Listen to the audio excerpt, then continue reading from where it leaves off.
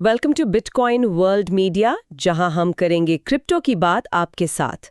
आज हम बात कर रहे हैं भारत में क्रिप्टो निवेश से जुड़ी एक ताज़ा खबर के बारे में। हुआ ये कि एक कंपनी ने शेयर बाजार से पैसा उठाकर क्रिप्टो में लगाना चाहा, लेकिन स्टॉक एक्सचेंज ने इस पर रोक लगा दी। तो ऐसा क्यों हुआ और इसका क्या मतलब है? चलिए इसको थोड़ा समझते हैं। जी बिल्कुल। ये मामला काफ़ी दिलचस्प है क्योंकि ये सीधे सीधे दिखाता है कि भारत में क्रिप्टो को लेकर रेगुलेशंस मतलब नियम कितने अभी साफ नहीं हैं। ये कंपनी है जेट किंग इन्फोट्रेन, एक आईटी ट्रेनिंग कंपनी। इन्होंने नए शेयर जारी करके करीब 6 करोड़ रुपए जुटाने का प्लान बनाया था। अच्छा, 6 करोड़।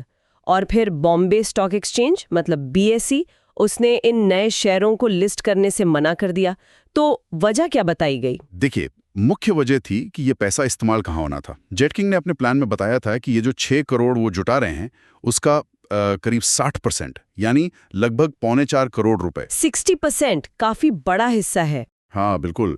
वो ये पैसा क्रिप्टो करेंसी या जिसे सरकार वर्चुअल डिजिटल एसेट्स यानी वीडीए कहती है उसमें लगाने वाले थे। ओह, तो मतलब सीधे सीधे पब्लिक से पैसा लेकर क्रिप्टो में डालना। ये इंटरेस्टिंग है, क्योंकि जहां तक मुझे पता है अभी तो कंपनियां क्रिप्टो खरीद सकती हैं, है ना? हाँ हाँ बिल्कुल खरीद सकती हैं। अभी नियम ये है कि कंपनियां अपने मुनाफे से या जो पैसा उनके पास पहले से जमा है उससे क्रिप्टो खरीद सकती हैं। बस उन्हें इसकी जानकारी रजिस्ट्रार ऑफ कंपनीज मतलब आरओसी को देनी होती है।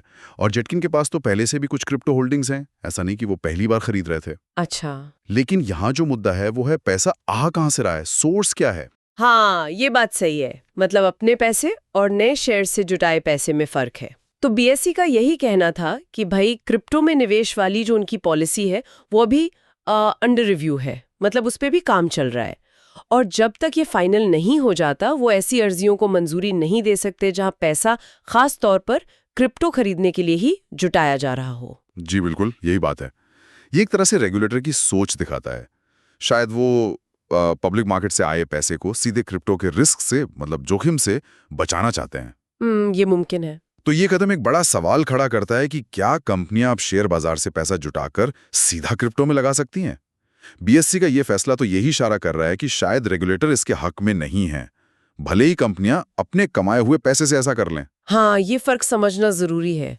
कमाया हुआ पैसा बनाम नए निवेशकों का पैसा। बिल्कुल। तो ये तो कंपनियों के लिए बड़ा कंफ्यूजन हो गया।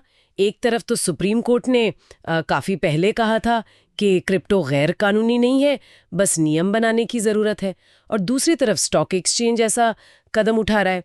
तो अब जेट किंग क्या कर सकती है? उनके पास क्या रास्ते हैं? जेट किंग का मैनेजमेंट कह रहा है कि वो इस फैसले को देख रहे हैं, समझ रहे हैं, और हो सकता है कि वो इसे सिक्योरिटीज अपीलेट ट्रिब्यूनल यानी एसआईटी में चुनौती दें।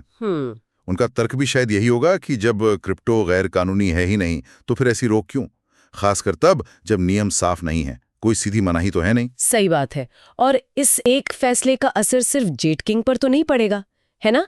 इसका कुछ बड़ा असर भी हो सकता है। हाँ बिल्कुल। इसका असर उन सभी कंपनियों के प्लान पर पड़ सकता है जो शायद सिर्फ क्रिप्टो होल्ड करने के लिए ही बन रही हों।